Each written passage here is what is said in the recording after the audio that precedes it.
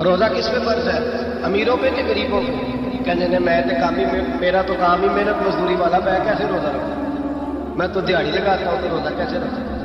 میں نے نہیں کسی کے حدیث میں پڑھا کہ روزہ وہ رکھے جو دفتر میں بیٹھتا ہے۔ صحابہ کے زمانے میں وہ دفتر ہوتے ہی نہیں تھے، کسی جگہ نہیں لکھا ہوا روزہ وہ رکھے گا جو اے سی میں بیٹھتا ہے، تب تو اے سی تھے ہی نہیں۔ حضرت ابوبکر صدیق رضی اللہ تعالیٰ عنہ سے لے کر جناب بلال تک سارے اپنے ہاتھ سے کام کرتے، سارے اپنے ہاتھ سے کام کرتے، سارے۔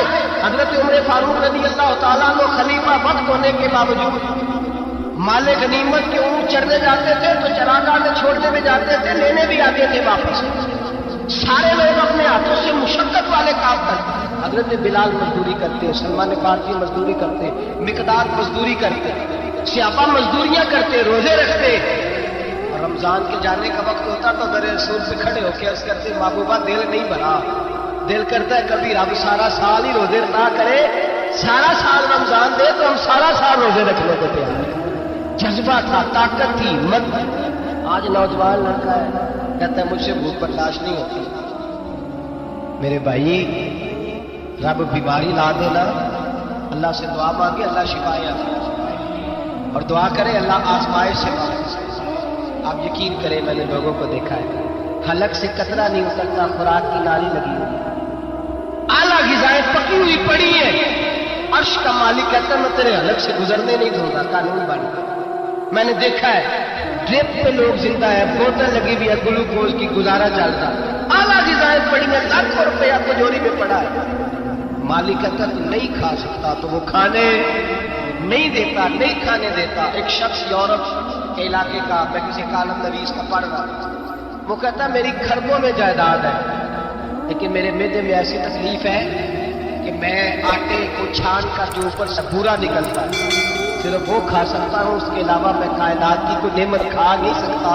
اور میرے بھائی وہ جب چاہے تو بڑے بڑے کھانے کھانے سے تجھے روک دے، تیرے دانت چبانے کے قابل نہ رہے، زبان نگلنے کے قابل نہ رہے، معدہ تیرا ہضم کرنے کے قابل نہ رہے، وہ جب چاہے تو جو مرضی کر لے۔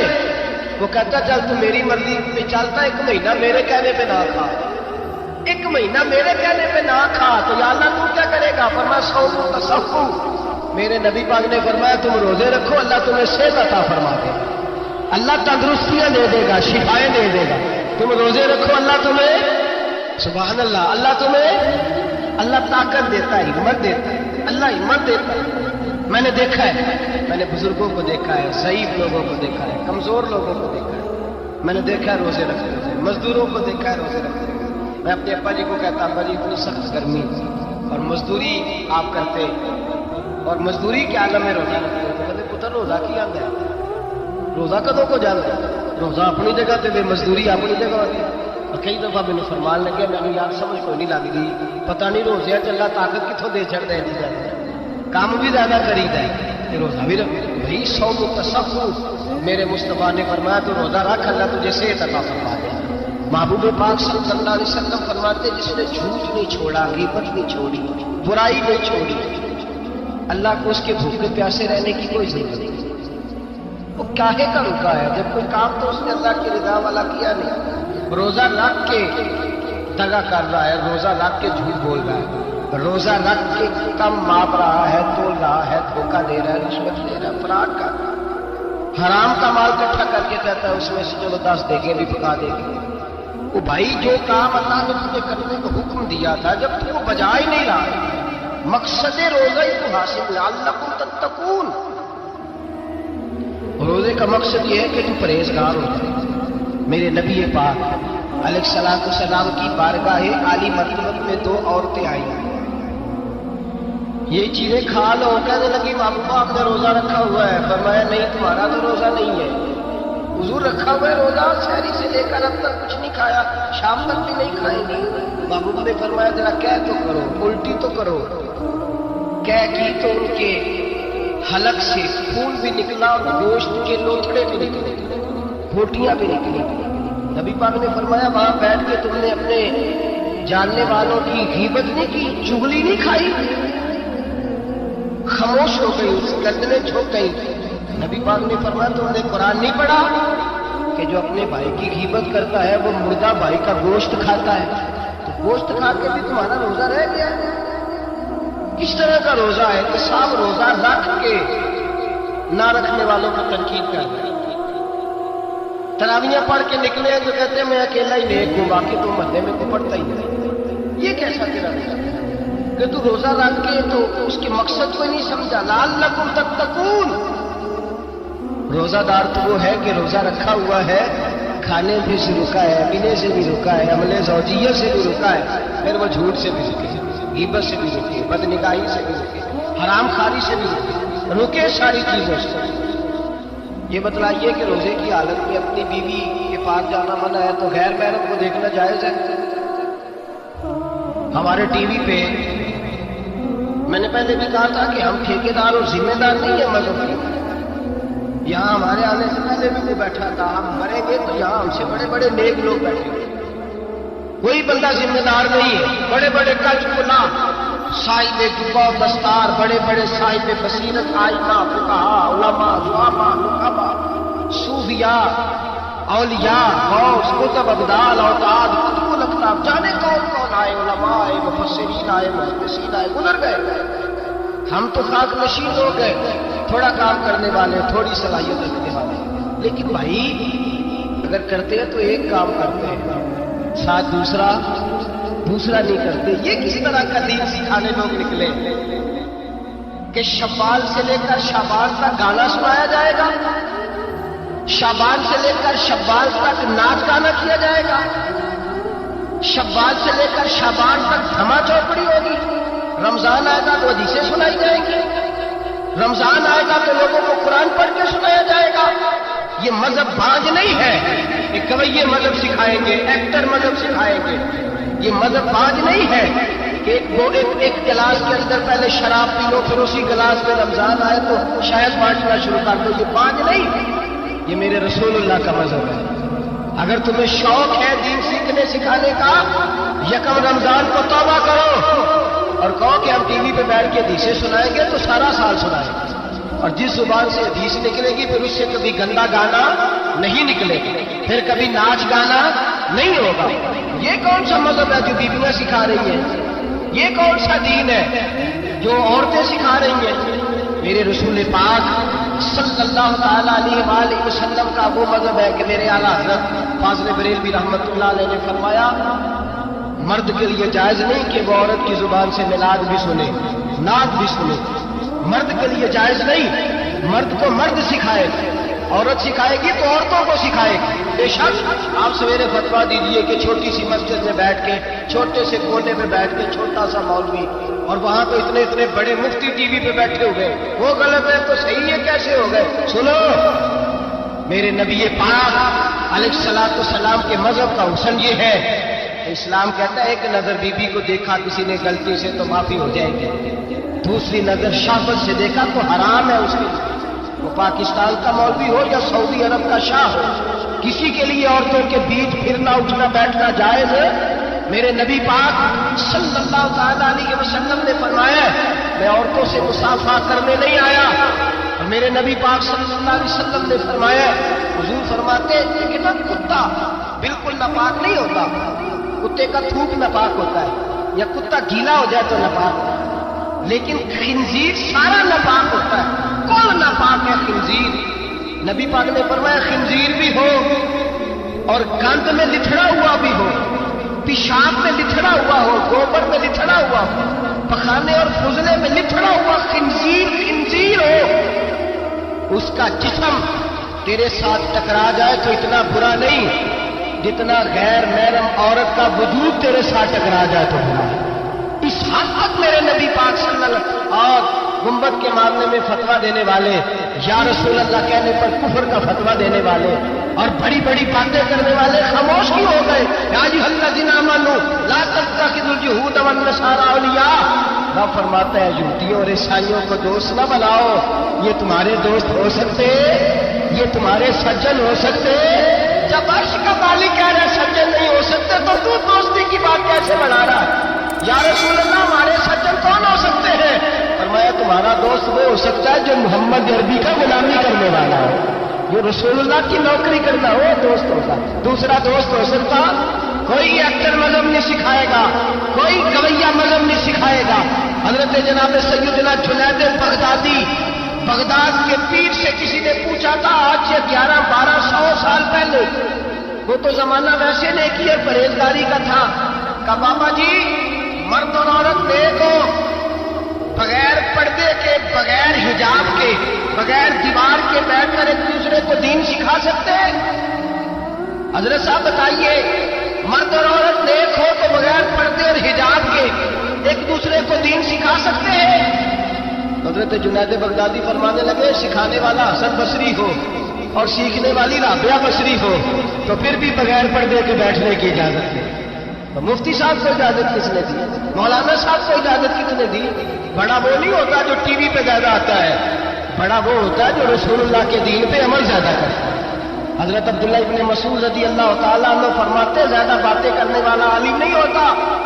حضور پھر عالم کون ہوتا ہے؟ فرمایا پڑھو قرآن، انما یخشی اللہ من عبادہ العلماء، فرمایا بڑا عالم وہ ہوتا ہے جو اللہ سے زیادہ ڈرتا ہے، اس لیے کہ رب فرماتا ہے میرے بندوں میں سے جو عالم وہ ہے جو اللہ سے زیادہ ڈرتے ہیں، خوف رکھتے ہیں۔ میرے بھائی رمضان المبارک میں بچنا ہے، پرہیز کا وقت ہے، تو کوئی شخص بھی کوئی شو نہ دیکھے، میری منت ہے آپ کو، کوئی شو نہ دیکھے۔ عورت کا تو پردہ ہے تو ہمیں تو تماشے پہ لگا دیا گیا، عجیب قسم کے ایکٹر آ گئے اور مذہب سکھا رہے ہیں۔ میری اپیل ہے آپ سے کہ سحری افطاری کے وقت ٹیلی ویژن بند رکھیں، کیا چیز کھول کے رکھیں، یا قرآن کھول کے رکھیں یا رسول اللہ کا فرمان کھول کے رکھیں، اللہ رسول کی طرف توجہ رکھیں، وہ سیکھنے سکھانے کا وقت ہے۔ چھوڑے گویوں سے دین سیکھا جائے گا، ہمیں کوئی شکوا نہیں ہے، پکی توبہ کریں، سویرے آئے آ کے دین سکھائیں، اور میں ان سے بھی اپیل کروں گا کہ آؤ دین سکھاؤ۔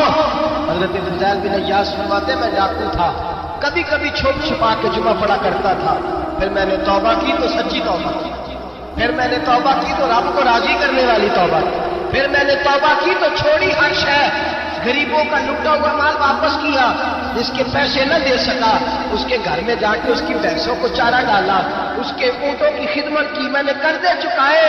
فرمایا میں سچی توبہ کر کے مسجد آیا، جس خطیب کے پیچھے میں جمعہ پڑھا کرتا تھا وہ میرے ہاتھ پہ بیٹھ کر کے مرید ہو گیا۔ اللہ تبارک و تعالیٰ نے اپنے بندوں کے دل میری طرف پھیر دیے، پھر تمہیں اس پہ انعام دینے کی ضرورت نہیں پڑے گی، پھر تم کٹیا نشین بن کے بھی دین پھیلاؤ گے تو اللہ اس میں تاثیر پیدا فرما دے۔ تو روزے کا معنی رکنا ہے، روزے کا معنی بولیے، روزے کا معنی رکنا، کس سے؟ جھوٹ سے، غیبت سے، بدی سے، بد نگاہی، کھانے پینے۔ رب تعالیٰ تجھے یہاں ہوٹل کھلے ہوئے، یہاں عجیب حالات ہیں، ہوٹل کھلے ہوئے ہیں، لوگ بہانے ڈھونڈتے پھرتے ہیں، کہتے ہیں کٹ لگ گیا تھا ذرا، تھوڑا سا خون نکل آیا، سنی فلاسک لگا لیا تو روزہ نہیں رکھا، یہ ذرا مجھے تھوڑی دقت ہو گیا تو میں نے روزہ نہیں رکھا، کھانسی لگ گئی تو روزہ نہیں رکھا۔ او خدا کے بندے، روزہ تو نعمت ہے، اور سبحان اللہ میرے نبی پاک نے فرمایا لکل شیء زکات و زکات الجسد الصوم، فرمایا ہر شے کی زکات ہوتی ہے، وجود کی زکات روزہ ہے، روزے رکھو جسم کی زکات نکل جائے۔ فاقہ کرنا بھی میرے نبی پاک کی سنت ہے، مسواک کرنا بھی سنت ہے، فاقہ کرنا بھی، مسواک والی سنت زیادہ اپناتے ہیں، فاقہ کرنا بھی نبی پاک کی سنت ہے۔ ایک صاحب مجھے کہنے لگے جناب بیٹھ کے کھانا حضور کی سنت ہے، میں نے کہا کبھی کبھی نہ کھانا بھی نبی پاک کی سنت ہے، نہ کھانا بھی حضور کی سنت ہے۔ اور ہمارے فقہاء نے لکھا ہے جو روٹی زیادہ کھاتا ہے اس میں دو باتیں پیدا ہو جاتی ہیں، کیا کیا؟ ایک بولتا زیادہ ہے، دوسرا سوتا زیادہ ہے، غافل ہو جاتا ہے۔ فقہ اور حکیم اطباء ڈاکٹر کہتے ہیں کہ پیٹ خالی رہے نا جس آدمی کا، اس کا حافظہ مضبوط ہوتا ہے، اس کے ذہن کی گرہ کھلتی ہے، زیادہ کھانے سے تو خماری چڑھتی ہے، دماغ ڈھونڈتے پھرنا روٹی کدھر سے آتی، گھر میں نہیں پکی تو ہوٹل چلے جانے، کھانے کے سوا اور کام ہی کوئی نہیں۔ اور صاحب میرے نبی پاک علیہ السلام نے فرمایا کافر 7 آنتوں سے کھاتا ہے، 7 آنتوں سے، اور فرمایا میرا مومن 1 آنت سے کھاتا ہے، اس کے وجود میں کھانے والی 1 آنت ہے، کافر 7 آنتوں سے کھاتا ہے۔ فاقہ کشی سے نورانیت پیدا ہے، کم کھانا، لیکن نا نبی پاک صلی اللہ علیہ وسلم نے اللہ سے فاقہ مانگ کے لیا، یا اللہ ایک وقت روٹی دے، ایک وقت کا فاقہ مانگ کے لیے نبی پاک مانگ۔ حضرت ابوبکر صدیق کے بارے میں یہ دو روایتیں، اس کو بھولنا نہیں آپ قربان جاؤں۔ نبی پاک علیہ السلام نے فرمایا میں نے جس کے سامنے بھی دین پیش کیا اس نے تردد کیا، دلیل مانگی۔ محبوب کو دلیل کی کمی تو نہیں، حضور تو خود سراپا دلیل ہے۔ یا ایھا الناس قد جاءکم برہان من ربکم، اے لوگوں یہ نبی پاک تمہارے پاس اللہ کی برہان ہے، یہ دلیل بن کے آئے۔ سرکار کو دلیل کی کوئی پریشانی نہیں ہے، جس کے ساتھ سے دین پیش کیا اس نے دلیل مانگی۔ اور دوسری طرف حال یہ ہے کہ حضرت عبداللہ ابن حذیفہ فرماتے ہیں سرکار کوئی معجزہ نہ بھی دکھاتے تو چہرہ ہی ایسا تھا، لوگوں نے دیکھتے جانا تھا، کلمہ پڑھتے جانا تھا۔ کریم فرماتے ہیں جس کے سامنے بھی دین پیش کیا اس نے دلیل مانگی، یہ میرے ابوبکر صدیق ہے۔ میں نے دین پیش کیا ہے، دلیل مانگی کوئی نہیں، فوراً ہی کلمہ پڑھ کے مسلمان ہو فوراً۔ یہ وہ چیز ہے جسے حضور نے بطور اعزاز کے بیان کیا، ان کی خصوصیت کے طور پر بیان کیا، فوراً مسلمان ہو گئے۔ آج تردد ہے، بے چینی ہے، انتشار ہے، وسوسوں کے غلبے، لوگ فکری پریشانی کا شکار ہے، ذہنی تناؤ کا شکار ہے۔ کچھ لوگ ایسے جن کا دل کرتا ہے کہ ہمیں پکی خبر دے دینا میں ٹھیک ہوں، تو پھر میں ٹھیک ہوں یار چھوڑ دوں، نفسیاتی ہو گیا ہے۔ تو یہ بڑے سارے گواہ چاہیے، بس تیرے اندر سے جو گواہی آتی ہے وہ ٹھیک ہے، تو دیکھ تو کہاں کھڑا ہے۔ ایک یہ روایت میرے کلیجے کو بڑا ٹھنڈا کرتی ہے، اور ایک دوسری روایت ہے موٹر سائیکل اپنی بندے کی لگ جائے نا کبھی تو پریشانی کوئی نہیں ہوتی، اگر کسی کی اس سے لگ جائے اپنے پیسے گم ہو جائے تو کوئی پریشانی نہیں، لیکن اگر کسی کی امانت رکھی ہو، بڑا پیارا آدمی بھی ہو، بلکہ یوں سمجھ لیں گھر والوں کے بھی پیسے ہو نا، ابا جی نے بھی پکڑائے ہو، وہ بھی گم ہو جائے تو بندہ پریشان ہوتا ہے۔ قریبی آدمی جتنا مرضی ماں باپ کی حد تک قربان جائے، کیسے ان لفظوں کو بیان کریں، اتنی اپنائیت، اتنی گہرائی، میں قربان جاؤں اس شان غلامی پر کہ غلام ناز کریں گے ساری زندگی آقا کے اس فرمان پر۔ حضور فرمانے لگے مجھے اتنا نفع کسی کے مال نے نہیں دیا جتنا ابوبکر صدیق کے مال نے دیا، اور دوسرے مقام پہ فرمایا میرے پاس جس کے بھی پیسے آئے میں نے امانت سمجھ کے خرچ کیے، فرمایا جب ابوبکر صدیق کے آئے ہیں میں نے اپنے سمجھ کے خرچ کیے۔ حضرت ابو ہریرہ رضی اللہ تعالیٰ عنہ فرماتے ہیں بھوک زیادہ لگتی تھی نا جب مجھے، تو میں حضرت عمر سے، ابو بکر سے، عثمان، مولا علی سے مسئلہ پوچھ لیتا تھا، اور جب میں مسئلہ پوچھتا تھا تو وہ مجھے روٹی کھلا دیتے تھے۔ جب میں ان سے مسئلہ پوچھتا تو وہ مجھے، حضرت ابو ہریرہ فرماتے ہیں مجھے بھوک لگی، میں حضرت عمر کے پاس گیا، ان سے مسئلہ پوچھا، ان کا رواج تھا جب میں مسئلہ پوچھتا تو پہلے روٹی کھلاتے۔ ہمارے بزرگ یہ فرماتے ہیں کہ کھانے کھلا کے دین پڑھاؤ، صرف تمہارا کتب خانہ نہیں کھلا ہونا چاہیے، تمہارا دسترخوان بھی کھلا ہونا چاہیے۔ کسی نے نبی پاک صلی اللہ علیہ وسلم سے پوچھا تھا بہترین مسلمان کون ہے؟ حضور نے فرمایا جو سلام لینے میں پہل کرے اور روٹی زیادہ کھلائے، جو روٹی ہر وقت فکر کرے آ یار تو روٹی کھا لے، روٹی کھانے کی طرف توجہ دیا۔ کھلانا سنت ہے، زیادہ کھانا اس میں بھی فرق رکھتا ہے۔ تو نبی پاک صلی اللہ علیہ وسلم کے صحابی حضرت ابو ہریرہ رضی اللہ تعالیٰ عنہ فرماتے ہیں میں نے حضرت عمر سے مسئلہ پوچھا، میں نے کہا حضور مسئلہ بتایا، تو کہتے پہلے ان کی عادت تھی جب میں مسئلہ پوچھتا تو روٹی بھی کھلاتے، آج انہوں نے مسئلہ ہی بتایا روٹی کو نہیں کھلائی۔